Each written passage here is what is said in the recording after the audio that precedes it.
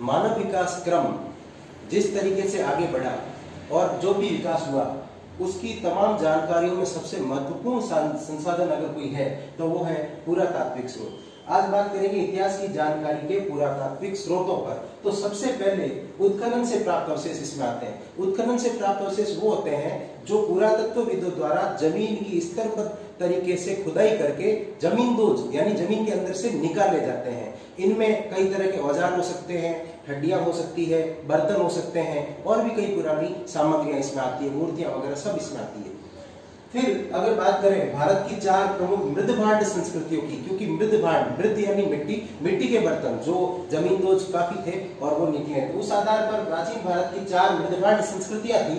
उसमें सबसे पहली है गेरुए रंग युक्त मृदभांड संस्कृति, दूसरी है काली व लाल मृदभांड संस्कृति, तीसरी है चित्रित स्लेटी रंग की मृदभांड संस्कृति, चौथी है उत्तरी काली चमकीली। उत्तरी काली चमकीली परंपरा, इसको कृष्ण मार्जित भी कहते हैं। कृष्ण मतलब काला और मार्जित यानी चमकीला, तो इस तरीके से उत्तरी काली चमकीली या कृष्ण मार्जित परंपरा जो है, ये 4 तरीके की मृदभांड संस्कृतियां जो है भारत के अंदर प्राचीन इतिहास की जानकारी देती है।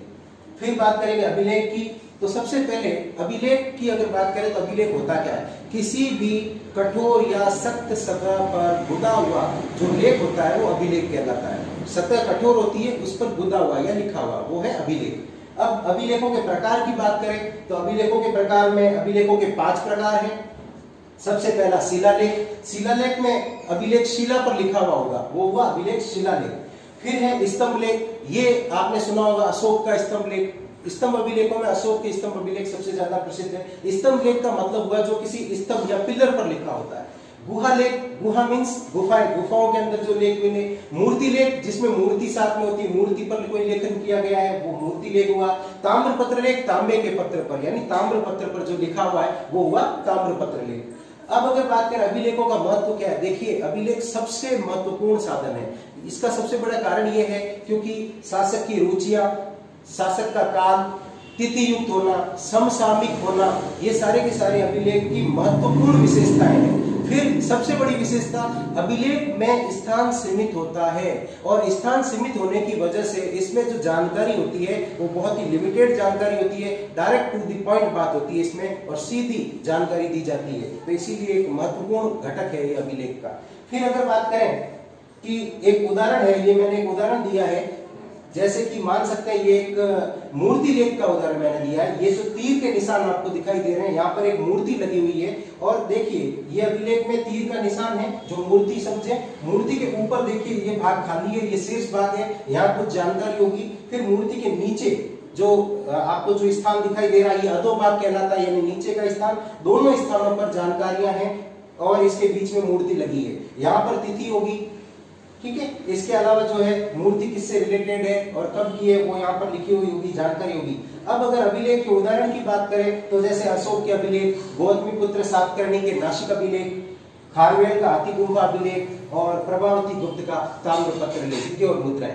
देखिए सिक्का और मुद्रा अपने आप में ऐसी स्थिति है जिसको देखते ही पता चल जाता है और इससे जो जानकारी मिलती है, नाम, तिथि, चित्र, वंश परंपरा, धर्म, कला, रुचि और गौरवपूर्ण कार्य। रुचि और गौरवपूर्ण कार्य ऐसा है कि शासक की रुचि और गौरवपूर्ण कार्य शासक का भी हो सकता है या समाज के किसी प्रतिष्ठित व्यक्ति का भी हो सकता है, ठीक है। और किसी विशेष अवसर पर जो मुद्रा या सिक्का जारी होता है उसके बारे में भी उसमें जानकारी मिलती है। फिर स्मारक व भवन। स्मारक व भवन की अगर बात करें तो जाहिर सी बात है भूमि के ऊपर या भूगर्भ से जैसे भी मिला हो स्मारक या भवन कैसा भी हो उसके बारे में जानकारी मिलती है। इसके अंदर जैसे चैत्र आते हैं, विहार आते हैं, मठ आते हैं, मंदिर, राजप्रसाद और दुर्ग, इन सब से देखते ही जानकारी मिलती है तत्कालीन समय में किस तरह की कला रही होगी। कला से मतलब शिल्प कला कैसी रही होगी और आर्थिक स्थिति कैसी रही होगी। अब यहाँ पर एक चीज महत्वपूर्ण है, चैत्र और विहार। देखिए चैत्र जो होता है वो बौद्ध भिक्षुओं के उपासना का स्थल है और विहार जो है वो बौद्ध भिक्षुओं के निवास करने का स्थान है। मंदिर में समझते ही हैं, दुर्ग में कोई दिक्कत नहीं। फिर 5वां पॉइंट जो है मूर्तियां, शैल चित्रकला व अन्य कलाकृतियां। ये वही है, उत्खनन के अंदर जो मूर्तियां प्राप्त होती है। शैल चित्रकला यहाँ पर थोड़ा इंपॉर्टेंट है, क्योंकि मानव ने, आपको पता है, शैलाश्रय का मतलब है मानव ने अपने शुरुआती समय में गुफाओं के अंदर आश्रय लिया था, और वहां पर मानव ने जैसे जैसे अपना विकास किया, उसने कला को समझना शुरू किया, तो धीरे धीरे उसने गुफाओं के अंदर जो है अपने कला का प्रदर्शन किया। उसने कई सारे चित्र बनाए, जैसे इसका उदाहरण है अजंता एलोरा की गुफाएं हैं, भीमबेटका है, ये इसके उदाहरण है। अब अगर बात करें पुरातात्विक सामग्री से प्राप्त जानकारियां, पुरातात्विक सामग्री से कौन कौन सी जानकारियां प्राप्त की जा सकती है? सबसे इंपॉर्टेंट सामाजिक, राजनीतिक, आर्थिक और धार्मिक जानकारी तो मिलती ही है। इसके अलावा तिथि क्रम निर्धारण में ये बहुत महत्वपूर्ण है।